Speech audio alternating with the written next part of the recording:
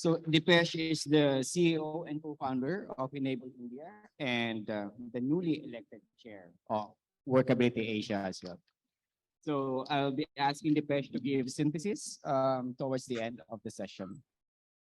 Just for our guide, what will happen is that we have three presenters coming from Taiwan, Philippines, as well as Bangladesh. So we'll be asking them to present on the same order, giving them 15 minutes each to present. Then we'll allocate 20 minutes as a form of plenary discussion. Then I'll be asking each of them to have their closing statements. Then after that, Dipesh will have his synthesis for us to commence this morning session. Okay, is Dr. Ping ready? Okay, he's there. Yes. Okay, so let me first introduce our first speaker. Our first panel speaker is a PhD degree holder in vocational technical education.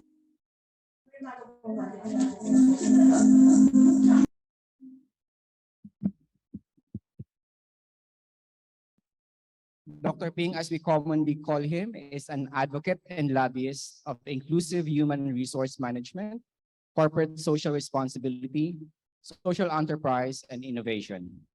He has held numerous leadership positions, both in the academe and development sector.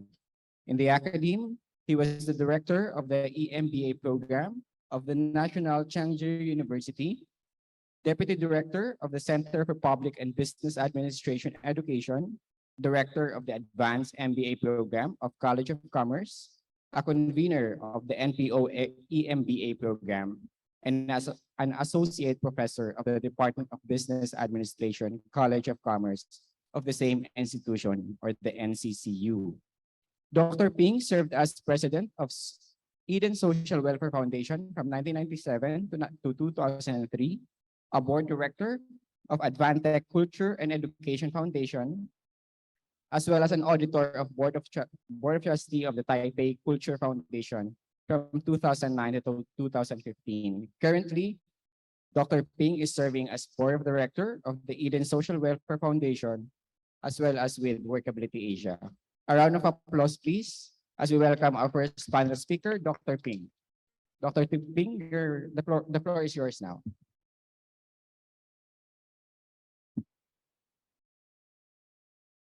And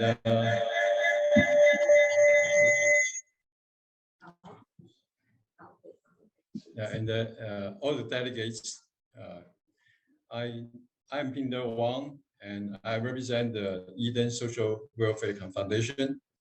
And today we are going to share what we have learned in the COVID-19, as well as for the past decade, we experienced the CRPD as our important criteria to assess our performance.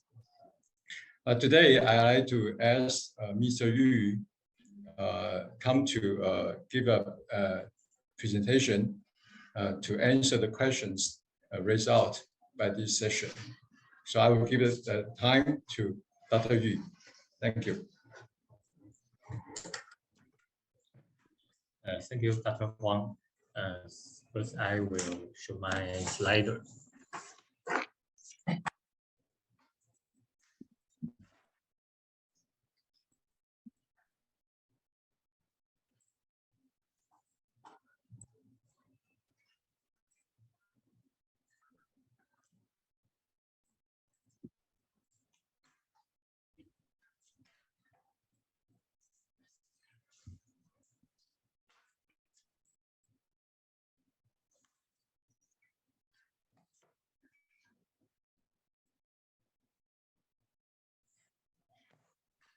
Okay. Hello, I am Min Chang Yo, research at Eden Foundation's Center of CRPD Research and Practice. Today, my report will focus on the opportunities and challenges of Taiwan government and disabled workers in disruptive work from the far-reaching impact of the epidemic on work patterns and industrial changes. While nothing is set in stone, the world of the 21st century is characterized by disruption and the pace keeps accelerating. We have faced the overall impact in natural environment, public health, international relations, and technological development. No other period in human history has seen such rapid change. While disruption is seen by some as challenge or risk to society, others recognize another dimension of continued disruption as an opportunity. Let's start with remote work. According to the statistics of the ILO in 2019, the proportion of net telework labors in United States is about 20%. The overall proportion in the European Union is 8%, and that in Japan is 16%. Prior to the COVID-19 outbreak, it was quite uncommon for Taiwanese employers to negotiate with their employee to adapt remote work and work from home. The main reason for this is that employers cannot confirm whether workers are working like they do during an office workday. When such mistrust exists, employers are naturally reluctant to switch to telework.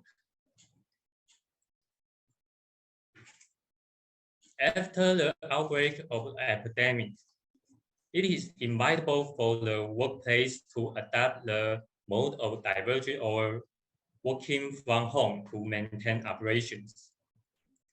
Taiwanese companies had also begun to provide telework or work from home. In June 2021, a survey of Taiwanese workers showed that more than half of workers' work patterns were affected by the epidemic. Among them, the proportion of divergence to work is the highest, followed by working from home and commuting at flexible work hours.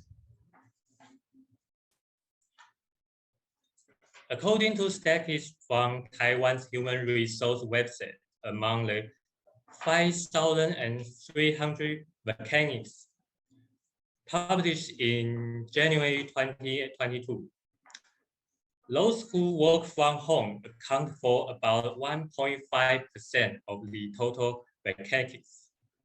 Although the proportion is still low, it has increased by 4.6 times compared with 3 years ago. It shows that the type of working from home or remote work have begun to be accepted by more companies and employees. This is a great opportunity for disabled workers. Looking at the relevant laws and regulations, in fact, the Ministry of Labor in Taiwan promulgated the guidelines for labor hours of work outside the establishment in 2015. However, the purpose of the guiding principle is only to deal with the issue of identification of working hours for workers performing duties outside the workplace, and not to deal with the employer's occupational safety obligation for telework as a whole, as well as the labor's rights issues such as labor inspections in private workplace. For people with disabilities, although working from home can reduce the boundary of commuting and reduce the troubles caused by the lack of barrier-free facilities in the workplace, the workplace support service provided by the Taiwanese government, the so-called job redesign program, does not incorporate the need of a typical labor to work from home. In the Work for Bright Future report released by the ILO in 2019, it points out the development of the digital technology will replace the existing technology in our work, including artificial intelligence, robots, or the Internet of Things.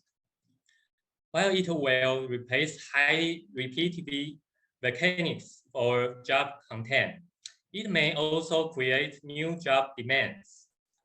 According to the report by the World Economic Forum by 2025, there will be 85 million jobs potentially displaced by the shift to automation, and 97 million jobs related to automation and AI. A July 2021 survey on Taiwan's manufacturing and service industries shows that more than 40% of the survey companies are particularly interested in digital cloud tools, improved automation, and modern digital technology. Taiwan is dominated by small and medium-sized enterprises, and its transformation is limited by scale. In the short term, the degree of automation and intelligence is limited. The primary object is not to replace people, but to collect information.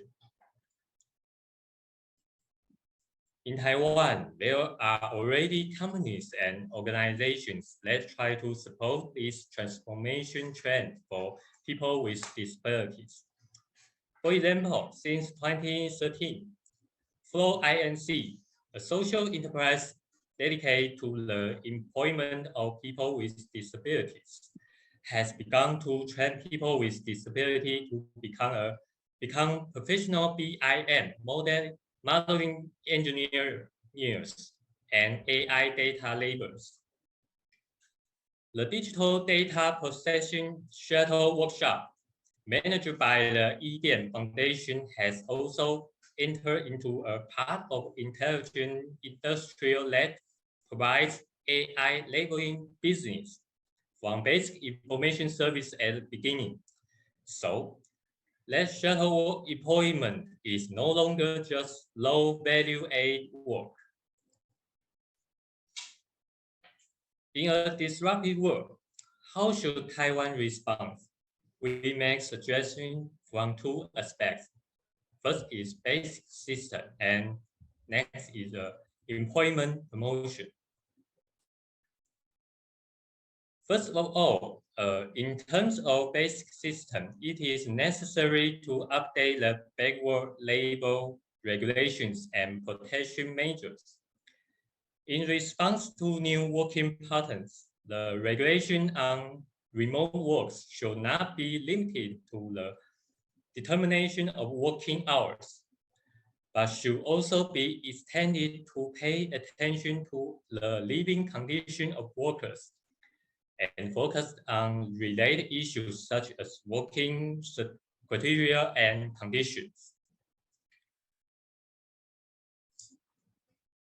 In Taiwan's shuttle workshops, most people with disabilities are still engaged in token economic activity, where they perform repeatedly work and receive token wages. Therefore, the government needs to develop a strategy for phasing out shuttle workshops with an action plan for every person with disabilities currently in shuttle workshops to support them in getting a job in an open labor market.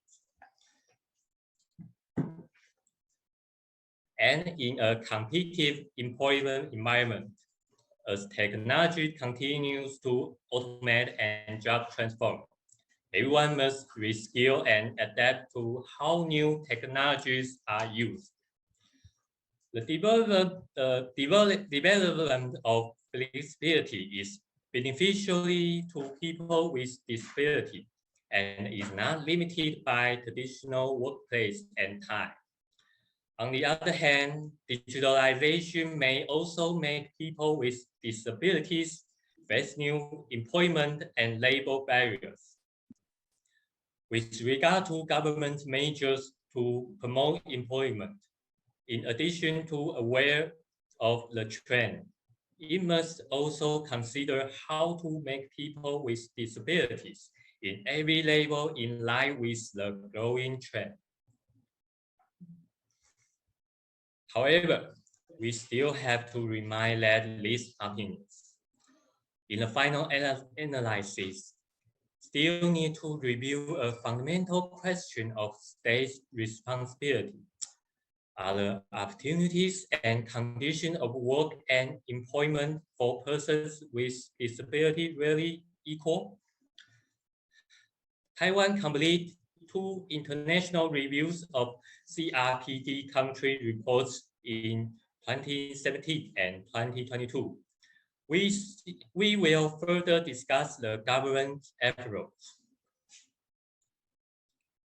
First, from the changes in the labor force participation rate of persons with disabilities in Taiwan over the past 10 years, IRC members observed there is no national strategy to increase the number of persons with disability, especially women with disability in labor market. We believe that the labor force participation rate of people with disabilities has been strengthened for 10 years, which means that the employment opportunities of people with disabilities has not improved sufficiently.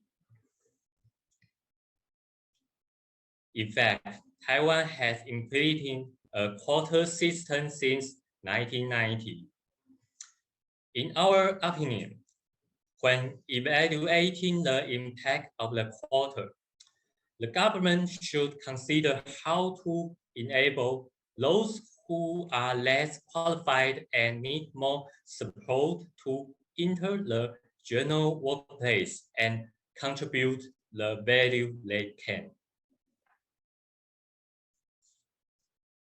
In this context, the IRC recommended that it is the responsibility of the Taiwanese government to legally prohibit all forms of discrimination on the basis of physical or mental impairment by all employers, including the denial of reasonable accommodation.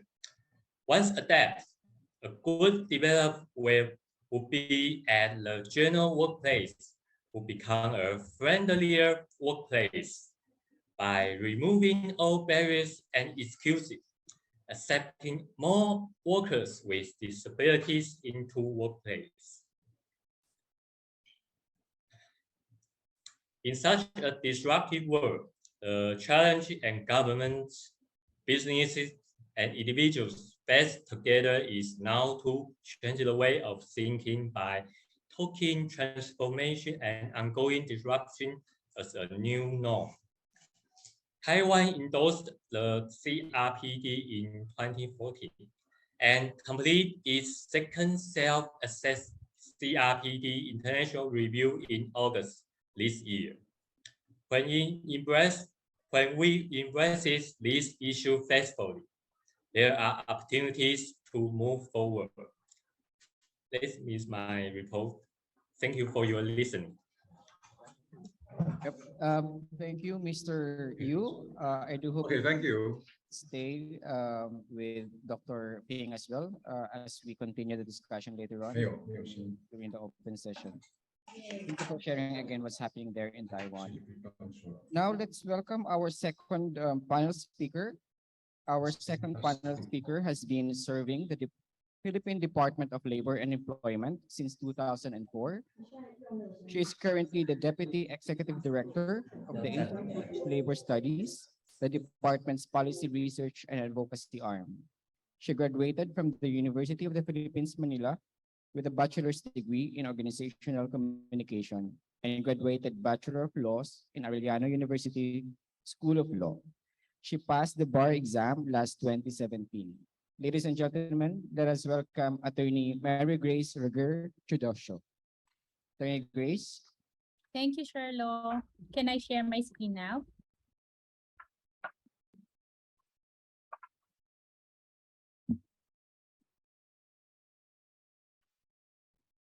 Okay. To the Department of Labor and to the Department of Employment, Deputy Director General of the Ministry of Labor, Ms. Bunyawi Paipan, Father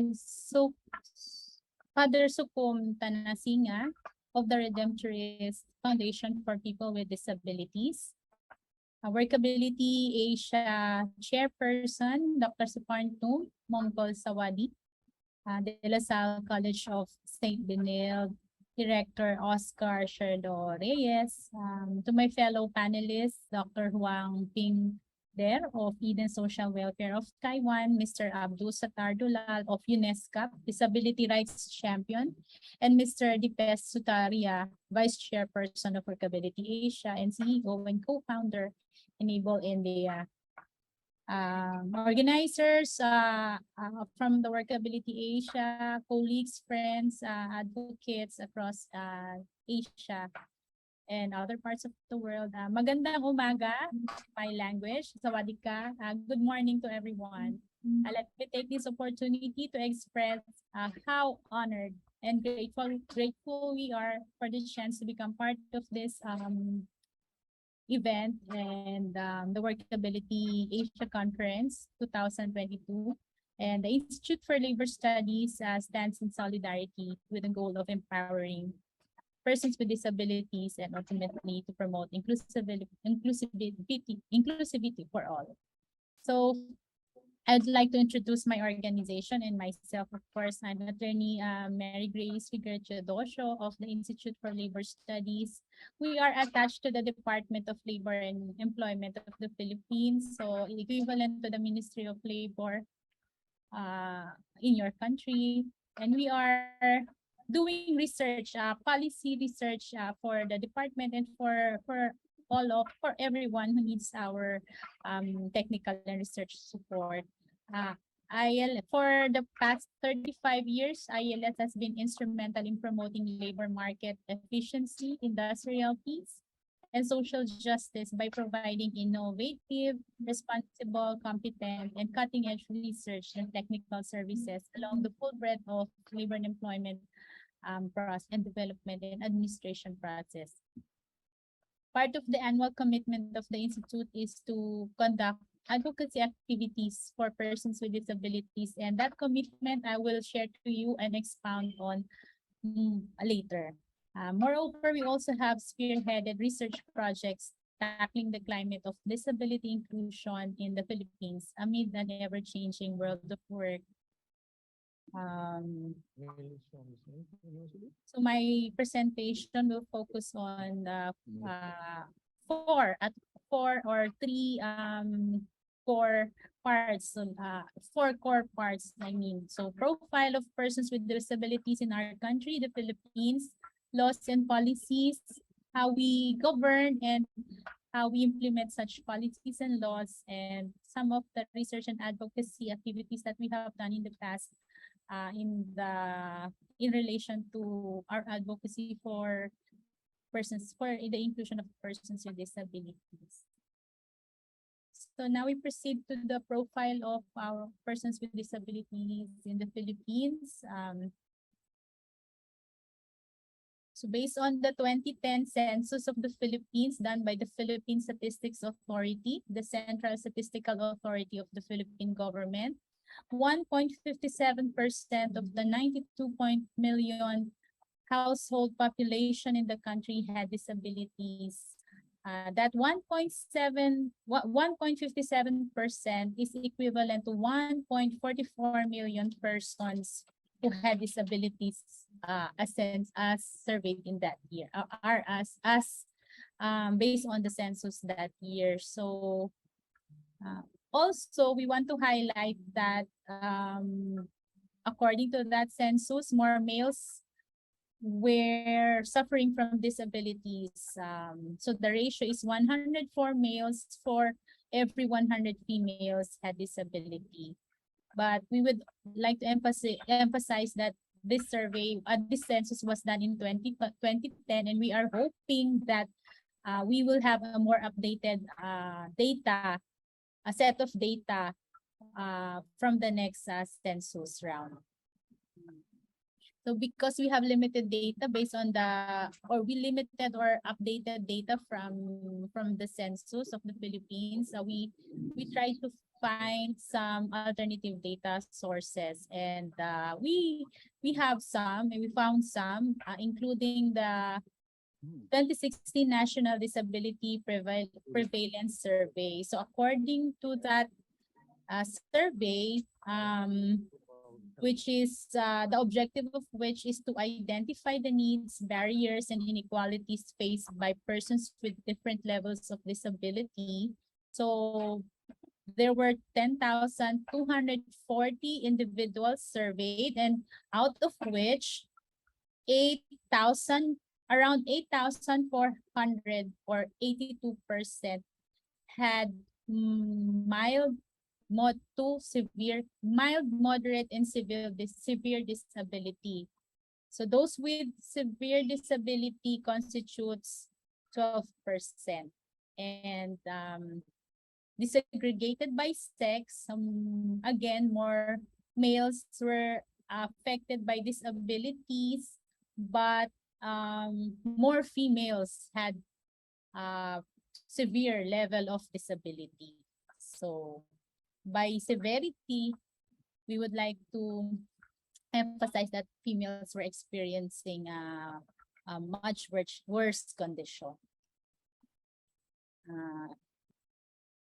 So this was the snapshot. So I forgot to press to click on for the slide. And so another set of data that we found is based on the integrated survey on labor and employment done in 2019, covering the period of 2019 to 2020. So that survey covered establishments with 5,321,630 workers. And out of these workers, 18,563 were found to be to have disabilities. So if you compute that, that would be less than 1% of the total 5 million. So again, there were more there were more males than females suffering from disabilities according to that survey, because there were more male workers in establishments. So that would be the biggest explanation.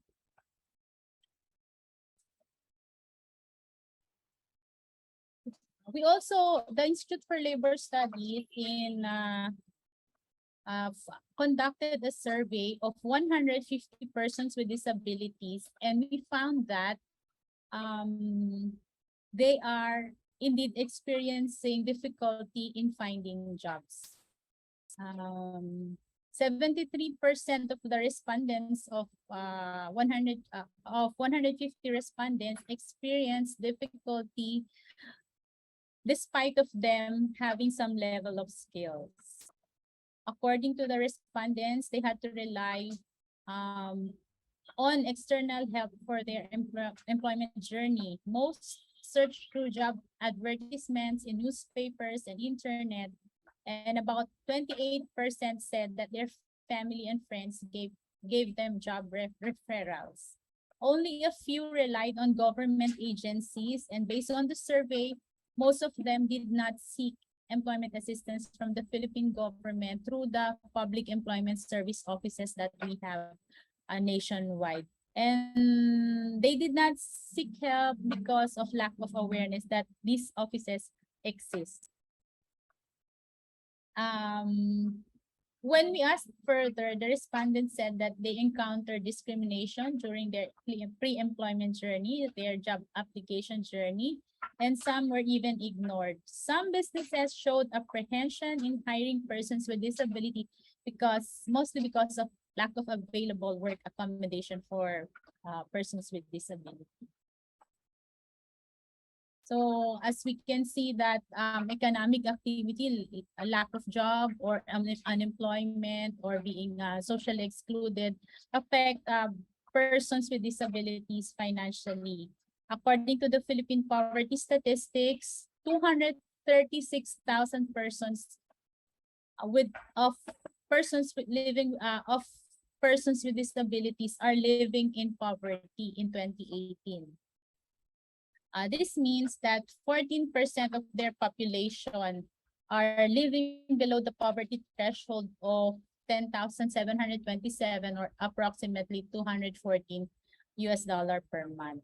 So persons with disabilities are greatly affected because of their heightened vulnerability during the pandemic. Not only because of their marginalization, their exclusion, but because also of the regulations to control the spread of COVID-19, affecting mobility of all, not only the of persons with disabilities, but affecting their groups more than the others.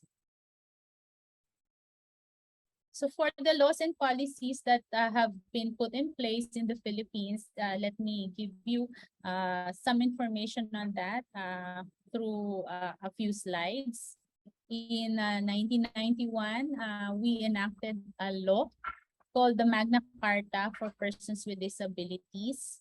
So the basic reason is, of course, to lay down all the rights and the entitlements of persons with disabilities, and to promote these rights and protect these rights as well, so that they will be on equal footing with other groups and others in the society in terms of employment, education, and mobility in particular.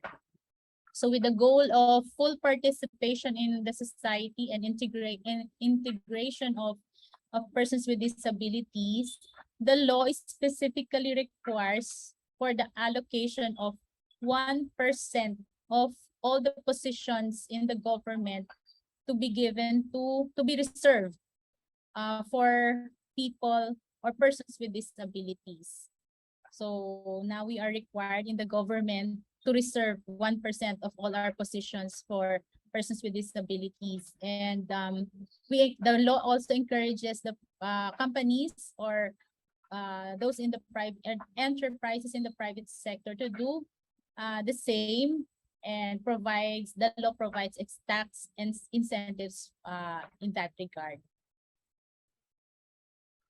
So the law provides that there shall be no discrimination in employment, transportation, and public accommodation for persons with disabilities. And the law provides for a package of rights, especially on employment, education, health, social services, telecommunication, mobility, accessibility, and right to organize. So that would mean political and civil rights. I mentioned already the 1% quota reservation for employment in the government sector. So every year we enact a law. We enact a law for the budget of the government. So we call it the General Appropriations Act. So every year there is a provision in that law, or the Appropriations or Expenditure Act, for requiring all government agencies to implement programs and projects related to senior citizens and persons with disabilities. So all government offices are required to have some projects, programs, or activities, especially catering to the needs of persons with disability. And as to another set of policies, so we have the Decent Work Country Program. So it's a recurring program and agenda for the Philippine government in coordination, collaboration, and partnership with the civil society and other international organizations and other sectors. So in partnership with the International Labor Organization, we came up with the Decent Work Country Program for 2020-2024. So there is a provision there that articulates that the outcome should focus on progressive elimination of barriers inherent to individual workers. And the intention is to mainstream such progressive elimination of barriers, mainstreaming it into all policies and programs and measures so that there will be elimination of all forms of discrimination due to some factors, including disability. Recently instituted last year, we have the PBDN, Philippine Business Disability. So how do we implement and enforce the provisions of the law? For the 1% quota that I mentioned earlier, the 1% quota for all the reservation for all the positions in the government. We have a National Council for Disability Affairs. This government office is the one in charge of policies and matters related to the promotion of welfare and protection of rights of these persons with disabilities. So the NCDA works with other government agencies, particularly as Department of Labor and Employment and other government agencies as well, to implement the provisions of the law. So for the Department of Labor and Employment, we are tasked to monitor the implementation of 1% quota, because the law, as mentioned earlier, encourages the private sector to reserve 1% of positions as well for the persons with disabilities. But for the government sector, all offices are required. So we have the Commission on Civil Service, which monitors and implements such provision of the law. Recently, in 2016, the Department of Labor and Employment came up with its administrative order so that it can also provide other services for persons with disabilities, and also to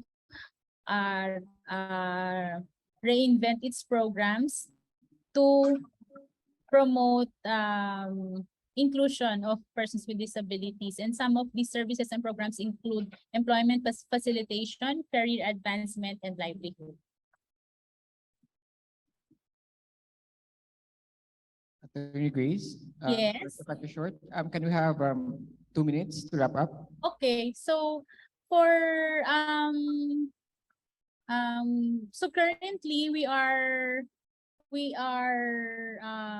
crafting what we call the Disability Inclusive Governance Framework of the Philippines. This project is in close coordination with the Bureau of Workers with Special Concerns of the Department of Labor and Employment. So the goal is to have a framework that will contain indicators or parameters through which the Department of Labor and Employment could measure its level of inclusion. So the goal really is to mainstream inclusion of persons with disabilities and protecting their rights, especially in the world of work, in all the aspects of what we do in the Department of Labor and Employment. So we had several consultations with different sectors and with different partners to come up with the final shape of the framework. And the framework is still a work in progress. What we call the Disability Inclusive Governance Framework, it's still a work in progress, and we hope that this will be finalized soon. But let me just also tell you, through a couple of slides, that the Institute for Labor Studies has been doing research in relation to persons with disabilities and promoting their rights and welfare for several years now. And we had also conducted webinars and other consultations and activities to promote their inclusion. So just to wrap up, can I give some concluding remarks? So one of the most crucial functions of the government is to develop labor market measures that will shield persons with disabilities away from uncertainties of the world. But in order to ensure that policies are equitable and responsive, governments must harness and maximize existing data, statistics, and disability inclined studies. This way, we can evaluate the level of disability inclusion in our governance system, so our leaders and decision makers will be ready to anticipate new challenges in this disruptive world of work. So with that, thank you for inviting us, the Philippines, and especially us in the Department of Labor and Employment Institute for Labor Studies. And once again, thank you and good afternoon in our part of the world, but I guess it might still be morning in other parts of the world. So thank you so much, Sherlo, and other members of the panel, and thank you so much for the government of Thailand. Okay, thank you as well, Attorney Grace, for shedding light in terms of what's happening in the Philippines, especially the initiatives of the government to promote employment of the PWDs. Kindly stay with us. We'll still have plenary discussion later on after our last speaker.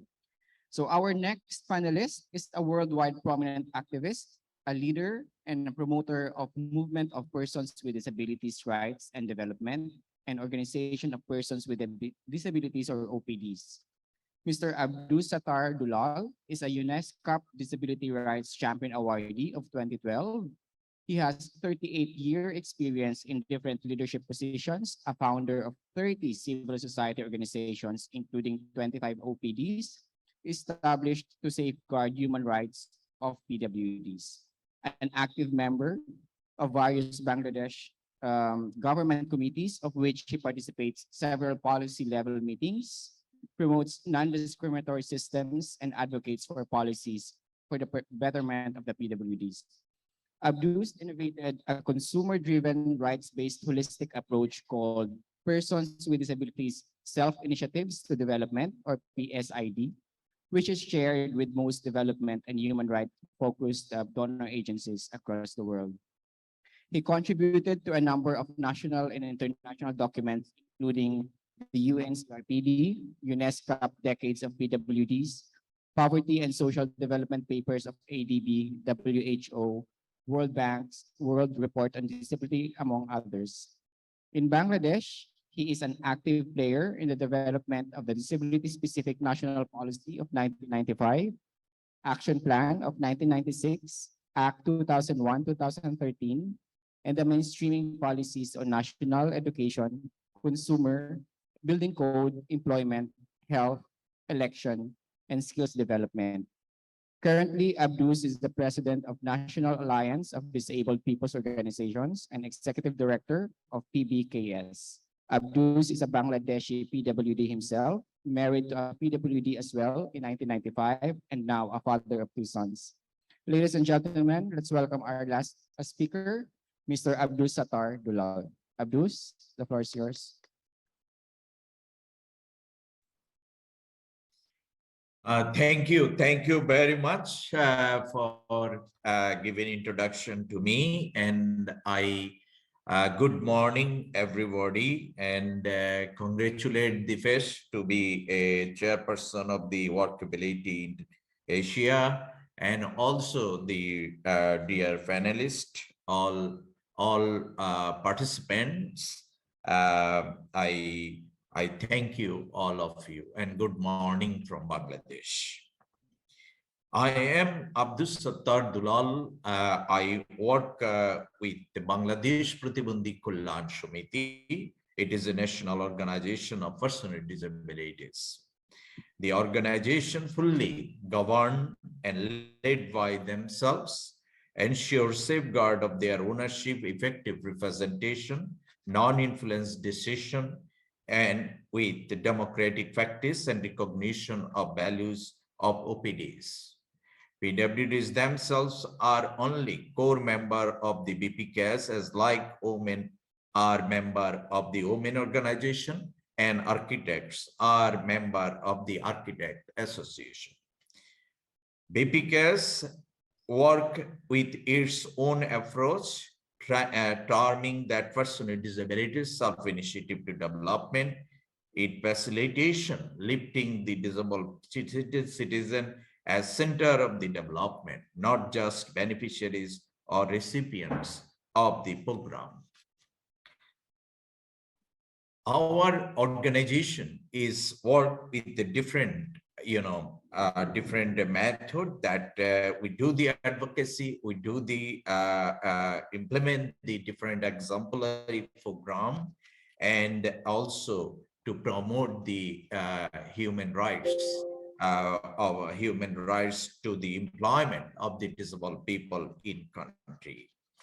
And today I want to talk about the how the disabled people are supported by the local government and by our organization to ensure their employability and their employment and also the self-employment in the country. Our organization initially mobilizing the disabled people, those who are wanting a job at grassroots level, and provide training to increase knowledge and skills that include self-confidence building, human rights to the employment and decent work, and the specific income generating activity also that ensure their self-employment in the different grassroots level. The organization also conduct the orientation to PWD's job seekers and their assessment of their expectation and their need assessment and to fulfilling their basic mobility needs, like someone if need a assistive devices or wheelchair, if they are the prospective, then our organization is provide some assistive devices so that they have the easy access to their job, and determining of their appropriate activities that comfortable for them to engage in employment. Our organization also disability type wise determine the appropriate jobs with assessment of the interest of the disabled person. And before that, we also provide a counseling and mentoring with the disabled person and their parents. Many parents, they don't believe that their member with disabilities are able to do the job, and some parents think that it is especially for women with disabilities, they are not feeling secure to send their girls with disabilities to go for and attend the work in different places. So that due to that, we also provide, we also counseling with them and share with them that national and international situation that contribute the changing life of the disabled people, so that parents and family members is agree to searching, help them to searching job to their boys and girls from the family side. And we also identify the employable adult with disabilities, that we also provide some support to them through our job placement program and also the advocacy program we do for them.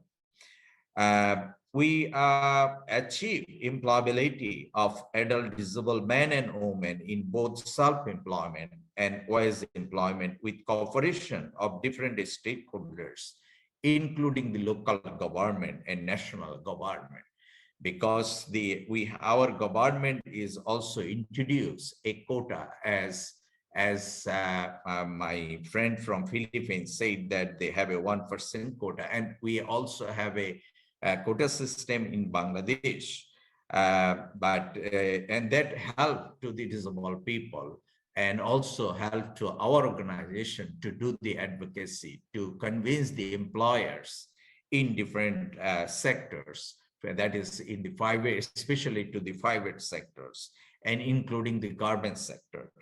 And government is also provide different job to the disabled people, especially in the teaching profession. There is many disabled people are now have the government job in my country.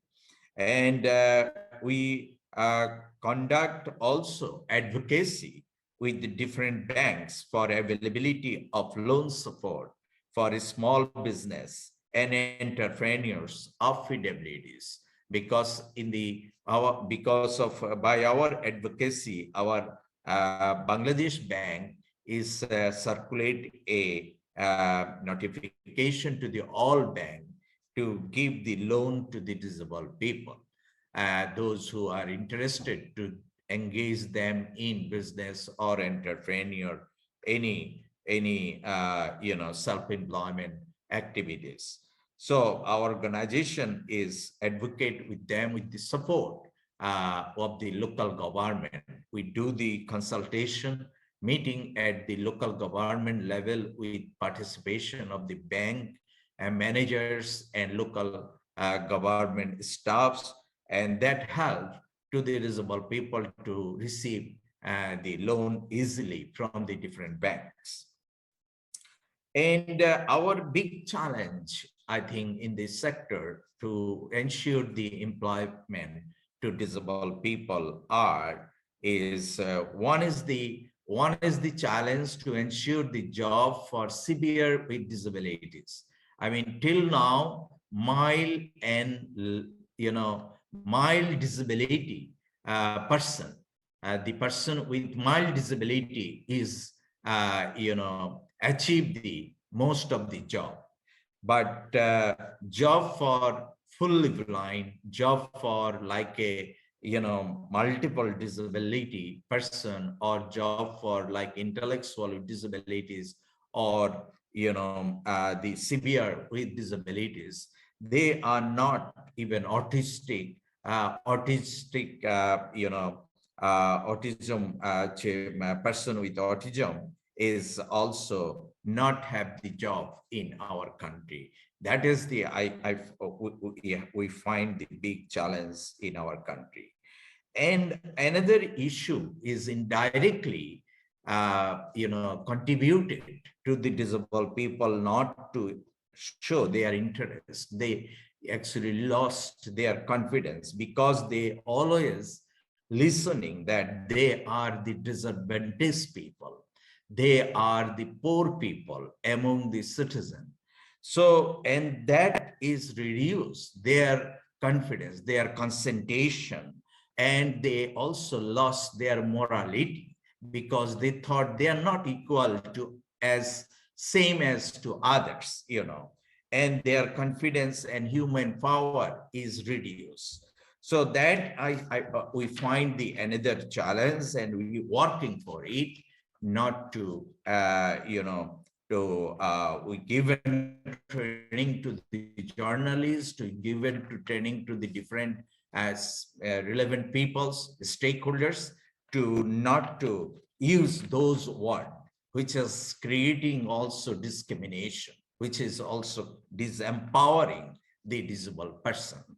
So discriminatory system, inaccessible work facilities, and limited family supports and discouragement take them to be confined. That is another challenge. It is one of the another major challenge that we face because of the most of professional, most of the person who's responsible to deliver the service, and person who is responsible to recruit the human resources and process the recruitment, to recruit the human in their agencies. And those peoples are also have the kind of lack of responsibility due to lack of their understanding and knowledge. That is one of our major another major problem, because in my country, we don't, our government is not institutionalized the knowledge building for the knowledge building training for the on disabled people's rights and development in country. So that is the another challenge we have. And on availability of assistive device, resource, financial capacity, demotivating disabled people, discouraging the disabled person not to engage for their self-employment also, because to have this self-employment and they need certain, they facing certain challenge. And due to lack of political and employers' commitment to disabled persons' access to employment is also another challenge we face in country. But in overall, I want to say that the people with disabilities, with their organization of person with disabilities, they are more united now, more increasingly they are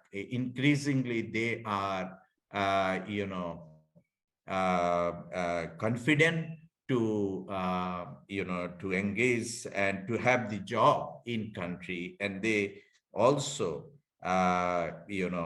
involved in different skill development program that is run by the government and also private sector. So it is a number of the disabled people also more educated now, and that is the perspective in future. I think situation will be more better for disabled people. So thank you very much everybody for listening me. And I'm not preparing a presentation because in the last minute I received this invitation, so to present this my speech. So anyway, so, and thank you for listening to me, and any question to me, I am here. I will be answered to you. Okay. Thank you. Thank you, Dulal, for that. And now we will proceed to our next portion, which is the plenary discussion. So I'll invite all three of you. I think you're now projected. Perhaps what's common among the three countries, and even the during our keynote speakers presentation and sharing this morning, is the quota system that each countries are implementing somehow. I would like to somehow dwell into this discussion and look into what seems to be the challenges. Maybe perhaps we can start with Dulal. You've shared about that you also have this kind of quota system in your country. What seems to be the challenges now that you're facing in the area of implementing the quota system? You asking me? Yes. Okay. So major, first of all, we are not encourage the quota system as an organization of disabled people, but to lifting them to start their employment opportunity, we encourage to use it. And the challenge we face is basically, as I said, that one is we don't have the for disabled person with for skill and for education in country to have the job which is required by the employers. So that is one of our major challenge in country. And second challenge is belief of the agencies. Agencies till now, the employers not they have a doubt about the skills and abilities of the disabled person. And thirdly, there also is the challenge about the environmental challenge, because our our work placement, most of the work placement is very disorganized and very tight. It's not easy for the disabled person to access to work in a place. So that is why decent workplace is very important for disabled people. And many industry, they don't have the lift, they don't have the ramp, and they don't have the knowledge about the disabled person.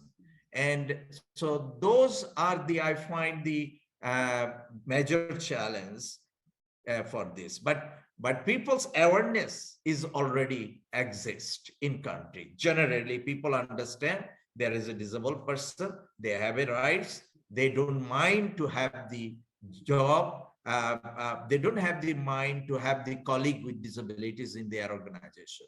But other are the challenging, creating the barrier, for them.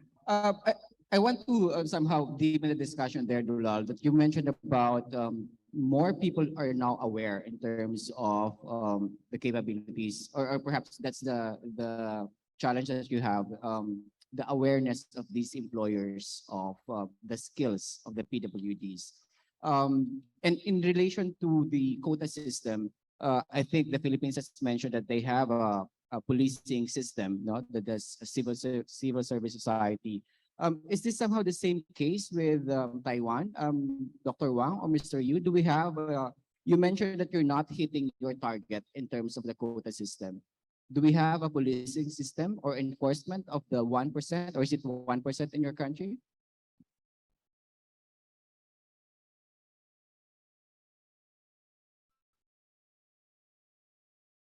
Mr. Yu of Taiwan or Dr. Ping?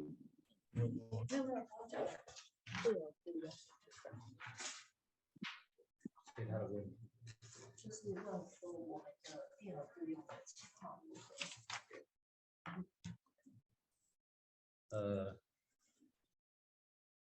employment quota system is not effective and needs to be replaced with a modern and effective alternative. I have mentioned in my report that IRC also reminds us the lack of effectiveness of the employment quota system requires analysis and consideration of alternative solutions, including positive discrimination. In fact, Taiwan employment quota in 1990, and 30 years later, by 2020, 10% of the obligational agencies still have not reached the statutory employment quota. However, at the same time, it has been argued that the current employment rate has exceeded the target by 141.9%. It can be seen that many volunteer agencies are overemployed, which cannot be said to be ineffective. In our opinion, when evaluating the impact of the quota, the government should recognize more accurately that most of the workers with disabilities participating in the quota are already qualified to join the general workplace. And the government should consider how to enable those who are less qualified and need more support to join the general workplace and to enter the general workplace and contribute the value they can. In this context, the IRC explicitly recommended that it is the responsibility of Taiwan government to legally prohibit all forms of discrimination on the basis of physical or mental impairment by all employers, including the denial of reasonable accommodation.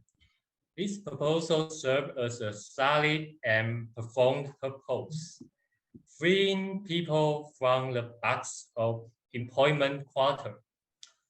Once that a good development would be that the general workplace would become a friendlier workplace by removing all barriers and excuses, accepting more workers with disability into the workplace. On the contrary, a bad development would be that some employers would simply avoid hiring those with disabilities in the first place, eliminating the hassle of reasonable accommodation at hiring. In view of this, reasonable accommodation and its related supporting, encouraging managers should be carefully planned so that the good law can achieve good results. This is our Mr. Yu, that's a good discussion with regards to reasonable accommodation. Perhaps this is somehow related as well to Dulal's sharing in terms of providing equal access to employment across PWDs. That it's not just those who are having mild cases of disability, but also those who are experiencing severe cases of disability. And I would want to ask Attorney Grace, in the Philippines, are we somehow instituting certain policies that encourages companies or employers to hire regardless of disability there, as well as equipping them, whether they are experiencing severe disability or mild disability? Because I think both countries are sharing the same. Bangladesh is sharing that it's most likely those who are experiencing mild disability are the one gaining employment. The same with Taiwan. Is that the case in the Philippines? That's why we are trying to come up with the disability inclusive governance framework, Sherdo and colleagues. The idea and the intent is to mainstream all the matters and all the concerns, issues, needs, and challenges facing persons with disabilities. Because right now, of course, we are still the enforcement and implementation of the law is still a work in progress. So even though, but we'd like to emphasize that the 1% quota is not to set limitation upon ourselves. No, we are not stopping ourselves with 1% quota. We want to mainstream. That is the goal, because that is the intention of the law and the policies of the government. We want to mainstream. That is why we want to have that framework of governance for all agencies, so that we will be deliberate in our intentions, in our programs, in mainstreaming disability and inclusivity in our governance and policies and administration. So for the private sector, the law only encourages them to have that quota system, but they are not. It is not mandatory or compulsory for them to have quota for as a reservation of positions for persons with disabilities. We just encourage them. So right now we're doing a lot of efforts and advocacy and putting systems in place so that we can encourage more and more employers to employ persons with disabilities and to put up systems and the right environment for persons with disabilities to be able to access employment and to have gainful and decent employment in the private sector, not only in the government. So it's a work in progress, and we hope to have more agencies, because right now there are only 2 agencies with that kind of framework. So we hope to have more agencies having that kind of framework in mainstreaming disability and inclusion in their governance and policies and programs, not just the quota system, which is just a part of what we do and what we hope to achieve. Yeah, I think that's a good point that you've mentioned there, Attorney Grace, in terms of mainstreaming, PWDs across industries.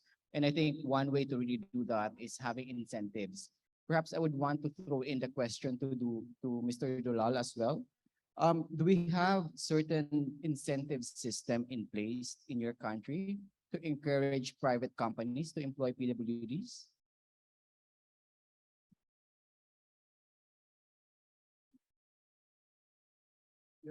You're on mute, Abdus. Okay, thank you. You call me Dulal. Dulal is a nickname. And, so that is good to, and the question regarding you said that actually incentive, we don't have the incentive here except quota is, declared by the government. Private company, private entrepreneurs, they are not, given any incentives to the disabled people. Even they are not provide yet reasonable accommodation to our disabled person. And, still by the business community, employers, they have a lack of encouragement among them. And we have a lot of meeting with them, all chambers, national level, local level. I personally, it has a threadful discussion with them to promote the employment for disabled people. We have a different chamber and they have a federation also in head of the chambers. So we talk with all presidents and invite them in a big seminar and talk on this. But the problem is still is the some reason I know employers is not feeling encouragement to recruit the disabled people. And that is the big challenge. And that is why I say that always, PWD's rise to employment depend on skills and skill and quality of PWDs themselves first. Secondly, it depends on appropriate knowledge and understanding of the human resource officer and the company owners, those who are, available in country to recruit the human resource. They have a lack of knowledge and understanding on personal disabilities rights and, why it is important to give them job. They don't understand it. And that is and they also have a doubt on it. So this is the big problem actually is in country. Okay. Thank you, Dural. I think Attorney Grace would want to chip in the discussion. I forgot to mention that as part of our advocacy and also to encourage the employment of persons with disabilities in the private sector, the government provides for 25% tax incentive. 25% of the salaries and compensation they pay for the persons with disabilities that they hire, companies can avail themselves of 25% tax incentives from the government. So that's one of the measures according to the law to encourage employment. But as to the availment, that is another matter, and Yeah, I would we want still to would have to there. to get data on that. I see. Okay. So I think that's quite a huge challenge as well to resolve in that area. Yes, the law you've mentioned, it's there. 25% of the salaries of the PWDs can be availed by private employers as at a tax deductible from their income. But then again, the availment seems to be, we don't have record yet. Is that what you're saying, Attorney Grace? We at the institute have no record, but maybe some of the bureaus, maybe the bureau in charge of the internal revenue will have, and some Okay. agencies. Because We can try to get data and share. Yeah, I think I think Dipesh can also agree on that. Sometimes that's more of the challenges of each countries, right? Like we have these legislations, but it's really the enforcement becomes Absolutely. the bigger challenge. And as well as the policing in this area. Yeah. I think we still have, yes, Depesh would want to. Yeah, no, Syed, Deepesh here. Just one question and one thought I will share. First is, I think, thanks for sharing. So in India, we have incentives for corporates on PF and ESI. So it's the provident fund portion of the corporates is given by the government, and the insurance, health insurance piece, which the companies, which is a government ESI, is given by the government as an incentive. So that is one of the ways to give. And I like this method because sometimes it is stick versus carrot, right? If you give a stick, like we have some governments, I think I could hear that there is a levy of punishment. So I see many corporates basically put it in their budgets saying that, yes, we will pay this penalty. So I think that is sometimes a challenge when you put a stick. So always carrot is better, which is an incentive. Yeah. And but I completely agree, it's not enough because implementation of that is a challenge in some cases, even in our country. So that is important. I just wanted to ask a question and bring up the point of the quota system. So I hear there is 1% quota in the government, at least in some of the countries. Yeah, most of them basically spoke, as well as Thailand as well. And is there a reservation? For example, in India, there is a reservation of 4% in the government and PSUs. And that reservation is but then divided as 1% for visual impairment, 1% for hearing impairment, 1% for person with physical. It's segmented. And is that the same in some countries? If you can share that, because it is important, right? Otherwise, you can get into very simple jobs. Yeah. Very mild disabilities may get included, others may not. So is Yeah. there any thoughts on that? I think Mr. Yu raised his hand.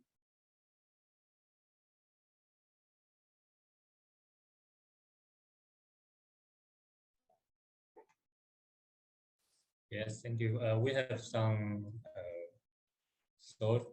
material. We talk about the Taiwan government's policy about to support enterprise. And Taiwan government will cooperate with like NGO to set up employment service office to offer employment information and job matching for the persons with disability. For the persons with disabilities and having difficulties in finding a job, Taiwan offers a job accommodation to help them overcome barriers to employment by facilitating case management concerning vocational rehabilitation, connecting and utilizing local service resources, hosting career preparation activities, and helping the individual choose a career path using vocational assessment tools. Between 2016 and 2019, a total of 22,600 individuals found a job through this service.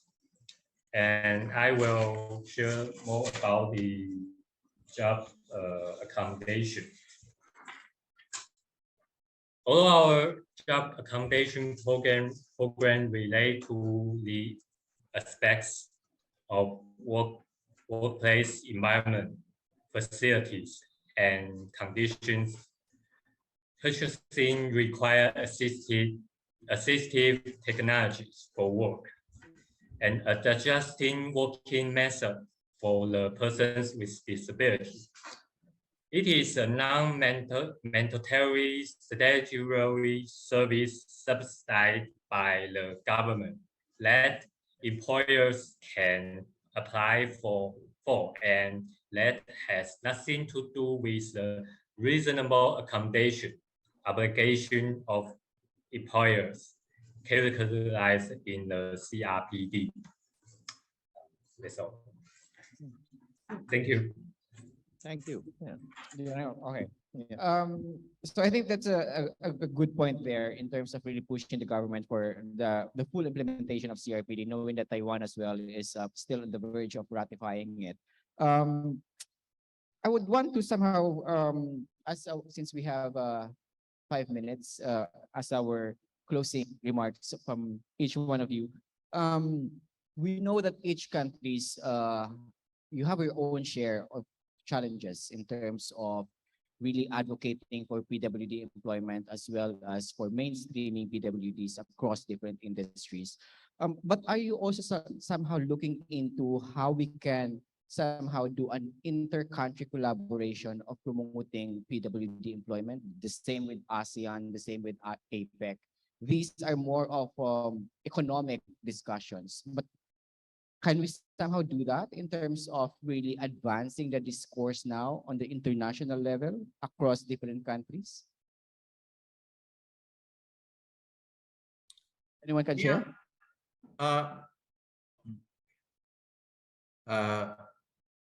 You ask me? Yes. What's your take in terms of the inter-country collaboration? Because we know that all of these countries, we have our own share of challenges. Of course. I think it's very important, the country to country collaboration. We need it. And like the first is sharing about his country, our neighbor country, India. The government is introducing a system to ensure every types of disabled peoples have the job in their country. So that is I think is one of the experience, such type of things we may learn, we'll able to learn from the different countries. So exchanging the ideas, information, and also visit to see the practically about the how disabled person are working in those countries. So such type of things I think is very important. And secondly, if it is possible, as like this event you organized, and this types of event is of course is finally is gather the all knowledge and more focusing to a specific issues. Focused experts should talk and they should come in this types of seminar. That will be the very good, I think. And secondly, what I want to say, this is may not your question, but I think is very critical critical need is political commitment. Political commitment of the government is very important. And without political commitment of the government, enforcement of the policy, enforcement of the decision, enforcement of the rules, regulation is impossible. I mean, it is. We have many countries. We have the law. We signed the UNCRPD, and also in line with the CRPD, many countries they have their own law for the disabled people. But problem is it not implemented, not enforced. And enforcement is depend on how political leaders who are in power, how they look it, how they consider it. And from their side, encouragement is very important. From their side, something, pushing to the people, relevant people is very important. I think that is my one of the major understanding that I feel which is needed. Okay, thank you, Dural. I think on the screen we have Eileen. Eileen, you want to share? Yes, because we are talking about the inter-country the cooperation. So that we would like to mention about the like we donate to the Russia Solidarity Fund, and since last year we help 4 countries to mobilize their vocational training program, or the program that who they affected by the COVID-19, and we help 4 different countries like Cambodia, India, Nepal, and maximum we help them for the 2,000 US dollar. This is I think we will call this inter country the cooperation. And the second is Russia. We host like 3 or 4 times the webinar, and we this is a kind of a platform that we share the different countries vocational training and the employment service. And also in Taiwan, in Eden Social Welfare Foundation, we have the different project to help to share our director service, the mindset and how we do it to Vietnam and also Thailand, and also we even have the plan to help the Vietnam to improve the hardware of their workplace. There's the vocational training center. We would like to help them to improve their the hardware, their involvement to the for the person with disability more easy to get into there. Thank you. Yep. That's good to know, Eileen, in terms of what you're doing in terms of collaborating with other countries as well. Attorney Grace, what's your take on this one? How can we somehow advance the discussion on an international level? As you may know, or some of you may know, in the country we have now a Department of Migrant Workers. No, but previously all the Overseas Labor Migration Administration is with the Department of Labor and Employment. So before, what we do is that office, yung Philippine Overseas Labor and Overseas Employment Administration is in charge of making it sure that the migration of all workers outside the country is safe and secure. So what they do is to enter into bilateral labor agreements with other countries to ensure the safety of overseas workers, Filipino workers. So I guess we can also do that if only we have a mainstreaming framework. Yun nga what we call is yung disability inclusive governance framework. If the concerns of overseas Filipino workers who have disabilities are also mainstreamed in that area, yung Overseas Employment Administration, then we can enter into agreements which will ensure the safety and security of migrants wherever they go. So that can be an avenue where we can have agreements with other countries to ensure that the rights of persons with disabilities who work abroad or outside the Philippines can be ensured, and also their safety and security. So we can always do that. And I guess the Department of Migrant Workers has the power to still continue doing so, meaning entering into labor agreements with other countries in order to protect the rights of all workers coming out of the country, including the persons with disabilities. But the question is, can we at least have a provision specific for persons with disabilities? I guess that is a work in progress. So we really need to have that inclusive governance framework. And I think you're already starting there. No? It's a good start, and perhaps we can transcend later on. Dipesh, what's your take on this? What's your synthesis in terms of the discussion coming from the 3 countries? Thank you so much, first of all, for such a wonderful discussion. I think very difficult to synthesize in a small time, but let me start with the last question you asked.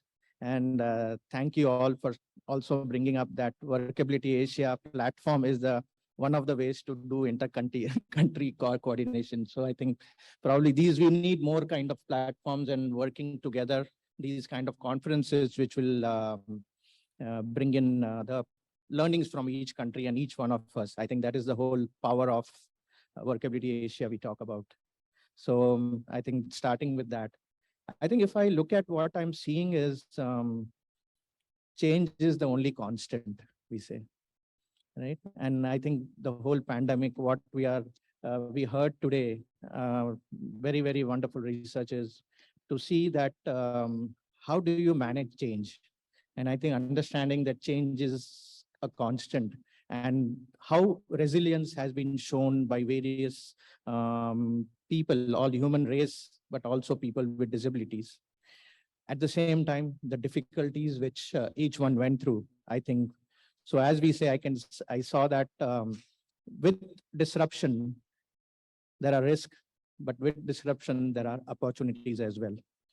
And obviously, we need to manage the risks, the problems, the challenges which we see on the ground. And very nice to see that a lot of policies even during this pandemic, I can see that policies coming up. I saw some policies being done in 2020, 2021, and there is a continuous adaptation to the changes which we are seeing happening, and how are we kind of building that and showing resilience, which was quite interesting to see. It was interesting to see also the whole thing with this pandemic, the whole digital world is opening up. And I think that is some opportunity we need to look at. At the same time, there are challenges as well. And the challenges when I saw about artificial intelligence. Artificial intelligence is a very huge opportunity for us as persons with disability, but there is also a risk. There is a risk when if you use artificial intelligence to interview people, there is a lot of interviewing in the artificial intelligence which happens due to body language, your communication. So there are machines kind of interviewing you. And when you do that, you actually exclude people with disabilities. So sometimes it's a bane and a boon, they call it. So the bane is the risk, big risk, which we kind of see in digital technology coming. But I think what is the boon, which is the benefits we have to really look at and take that forward. One thing I saw common, and I think this is something which we see, is data capturing. And I'm sure, I think I heard that the census 2010, including in India, basically we had a census 2011, which was done, and which says there are about 2.3% of the population is person with disability. I heard Philippines say that there are about 1.57%. And this is quite too far from WHO's projection, which absolutely is 50%. Absolutely. So where are we missing, right? When we talk about Asian countries, I'm hearing, I think it was around 3% PWDs in Thailand. And I think where is the number? Where is the miss? Because we heard Graham talking in the yesterday's session saying that, and we know that 15% of the population, global population, is person with disability. And here we are talking 3%. India is talking about 2.3%. Philippines is talking 1.5%. So I think somewhere there is a data capturing challenge which we need to look at, and which also brings in the question basically of types of disabilities. Are we even looking at types of disabilities? And I know that some countries, for example, in India, the Disability Act 1995 identified 7 disabilities. And today the RPWD, which is the Rights for Persons with Disability Act 2016, identifies about 21 different disabilities. And I know that I think some companies identify few disabilities, hence the percentage may be different. Or is that a thing we need to look at? I also for fact know that when we do a census survey, many times the surveyors are afraid or not comfortable asking a question saying that, do you have a person with disability in your house? They say, no, no, yes, no. yes. So that, person, yeah. Will that person be annoyed, or what may happen? Maybe I'm scared. So I don't know where the disability is, but so I think these are the things we need to kind of look at, and I could see that data. So point about data capturing, very interesting about point I'm just reflecting on. the male and female differences, but female basically with more severe disabilities. That was interesting.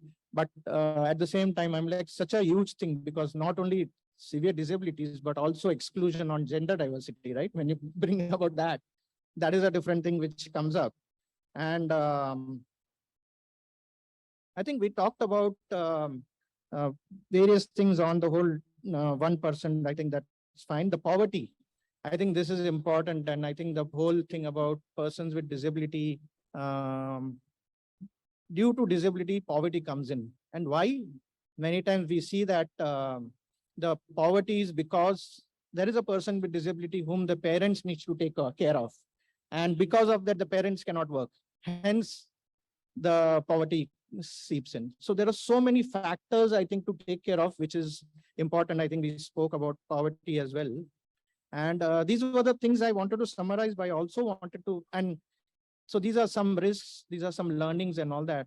And I thought I'll also leave with some thoughts and opportunities we have. Yeah. So one thing I think I heard, I think Dulal speak about analysis, that what about job analysis? What are the jobs? Which are the jobs available? When we talk about 1% quota, we talk about 4% quota. How do you identify jobs, right? So one of the things which we have a solution which has kind of started working is to do job analysis. And this is important. I think job analysis is what is the job entail? So I'll give you an example, a story of a very large public sector unit, State Bank of India.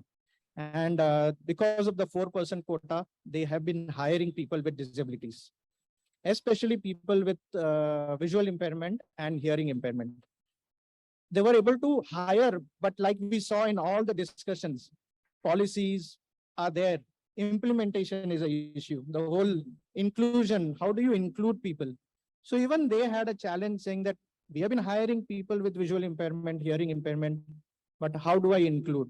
So one example, we went and said, let's analyze various jobs which a person with disability can do in your bank. And one of the job was a passbook printing job.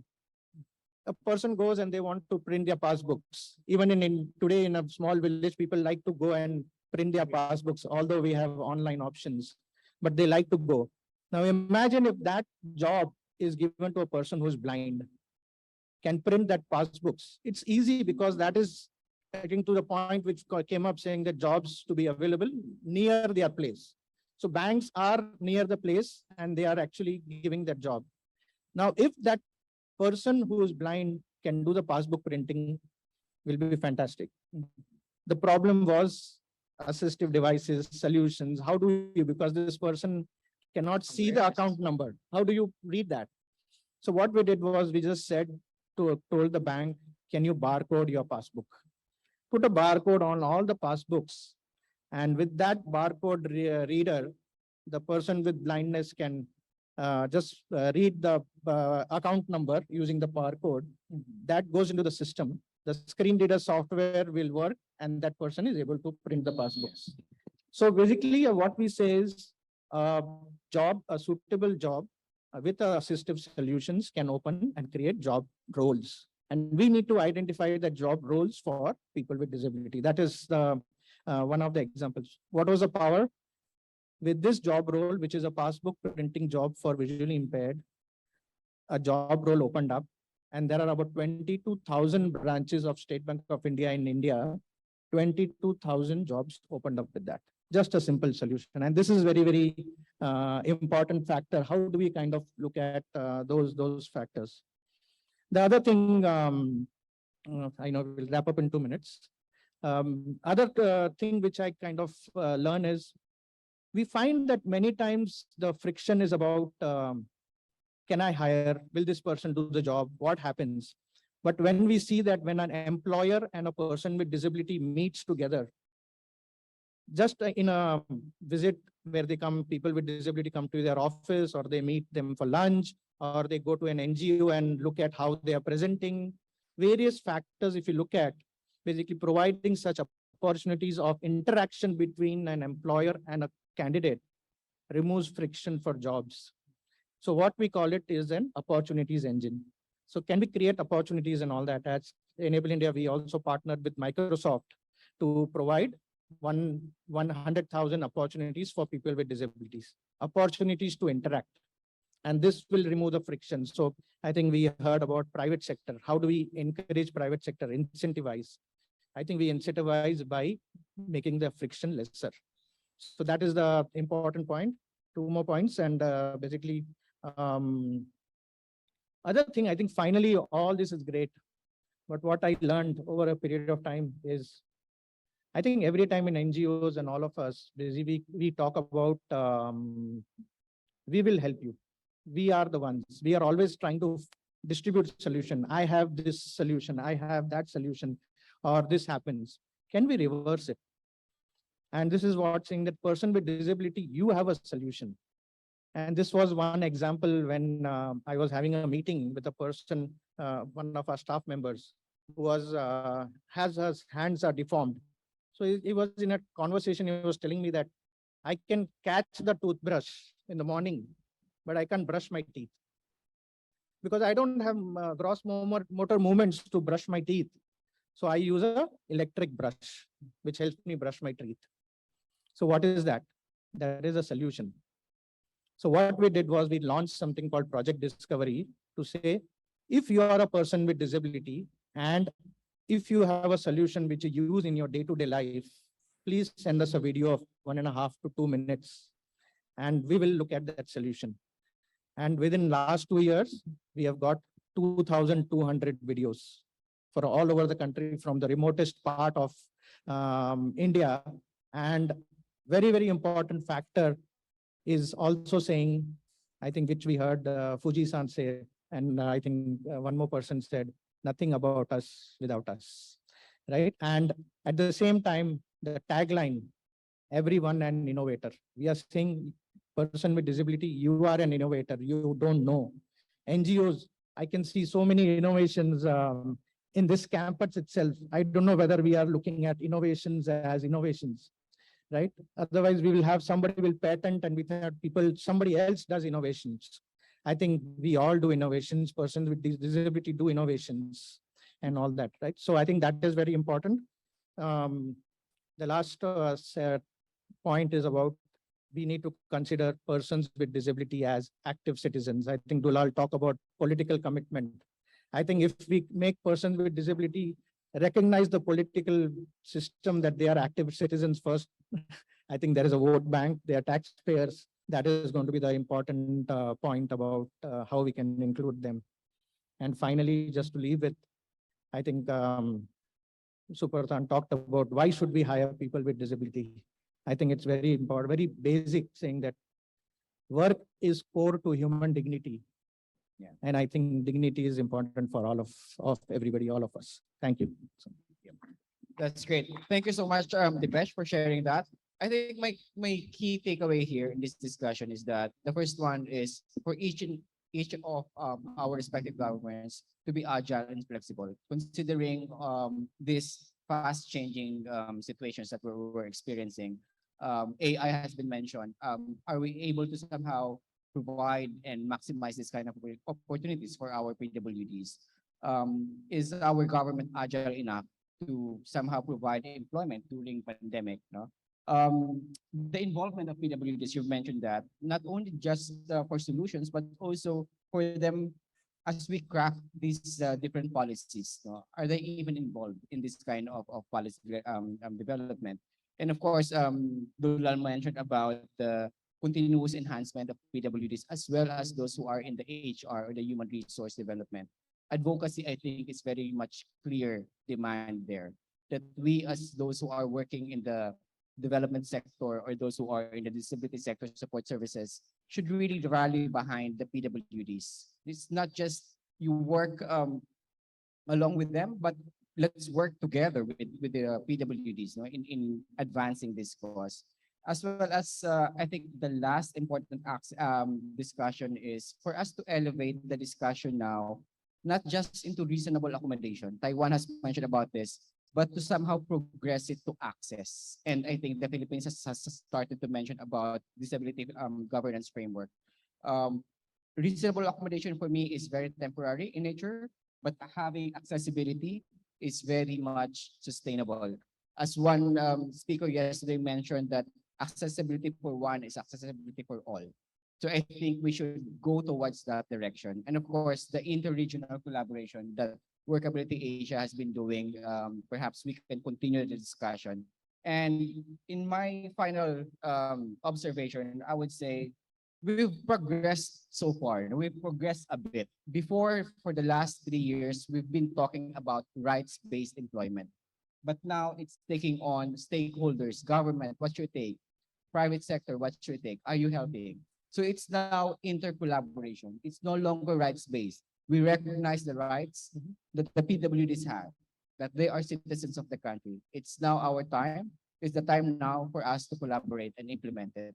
So once again, thank you so much, and let's enjoy our lunch.